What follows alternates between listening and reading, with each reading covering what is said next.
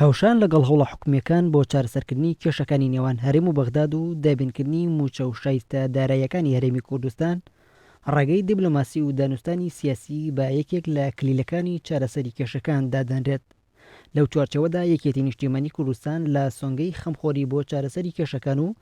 دەستەبەرکردنی پشک و مافی هەرێمی کوردستان لە بودجەی عێراق لە سەراستی باڵا هەوڵە دیبلۆماسیەکانی لەگەڵ لێپرسراوانی باڵای حکومی و حیزبی لە بەغداد دەست پێ کردووە.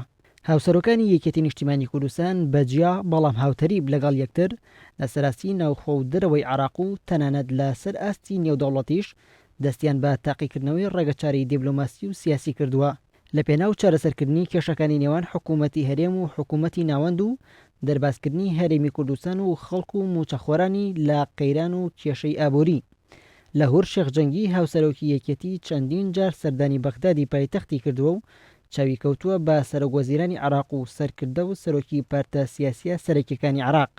لە سەراستی کاربەدەستانی نێودەوڵەتیش چاوی کەوتووە بە دەیڤد شینکەر یاریدەدەری وەزیری دەرەوەی ئەمریکا بۆ کاروباری خۆرهەڵاتی ناوەڕاست و دەیڤد کۆپلی جێگری یاریدەدەری وەزیری دەرەوەی ئەمریکا بۆ کاروباری عێراق و ماتیۆ تۆلەر باڵیۆزی ئەمریکا لە بەغداد.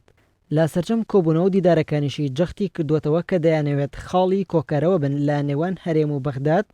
بۆ چارەسەرکردنی کێشەکان و تاکە شوێنیش بۆ چارەسەرکردنی کێشەکان بەغدادە و دەبێت هەمووان بزانن هیچ ڕێگەچارەیەکی تر لە بەردەم حکوومەتی هەرێم و حکوومەتی فیدراڵ دانیە جگە لە ڕێکەوتن لە چوارچێوەی دەستور. هاوکات بافڵ تاڵەبانی هاوسەرۆکی یەکێتی چەندین دیدار و کۆبوونەوەی لەگەڵایەنەکانی هەرێمی کوردستان و تەنانەت بەرپرسانی نێودەوڵەتیش لە هەرێم ئەنجام داوە و دووپاتی کردوێتەوە پێویستە سەرجەم حیزبە کوردستانیەکان یەکدەنگ بن گفتوگۆی خێرا لەگەڵ حکوومەتی ناوەندکان لە پێناو دابینکردنی شایستە داراییەکانی هەرێمی کوردستان. ڕەشیگەاندووە لە ئێستادا کاری لە پێشینەی یەکێتی دەستەبەرکردنی موچە و بودجە و شایستە داراییەکانی کوردستانە.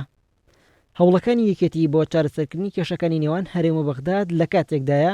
بەهۆی دواکەوتنی موچە و ڕێگنەکەوتنی هەرێمی کوردستان و بەغداد لەسەر پشکی هەرێم لە بودجەی عێراق نیگەرانی گەورە لە شەقامی هەرێمی کوردستان دەبینرێت. بۆ چارەسەرکردنی گرفتەکانیش یەکێتی سەرجەم پەیوەندیان ناوخۆی و نێودەوڵەتەکانی بەکاردەهێنێت بۆ دابینکردنی موچەی هاوڵاتیان و مافە دەستوریەکانی کوردستان.